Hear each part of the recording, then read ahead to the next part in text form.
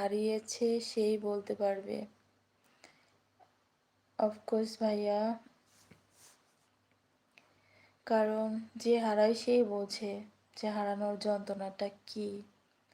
ছেড়ে যাওয়া ভুল মানুষটার জন্য আপনি এখনও মন খারাপ করে বসে আছেন, অথচ খেয়াল করলে দেখবেন ওই মানুষটাই নতুন কাউকে নিয়ে দিব্যি সময় পার করে যাচ্ছে।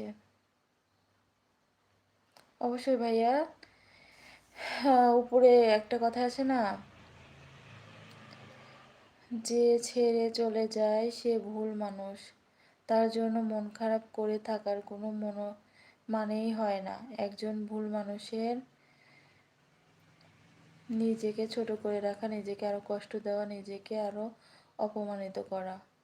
অথচ আপনার উচিত মন খারাপ না করে নিজেকে শক্ত করে গড়ে তোলা। আপনি যখন নিজেকে শক্ত করে নতুন করে গড়ে তুলবেন, নতুন কাউকে নিয়ে ভালো থাকতে শিখবেন, ঠিক তখনই আপনাকে ছেড়ে যাওয়ার মানুষটা আপনাকে দেখে আফসোস করবে।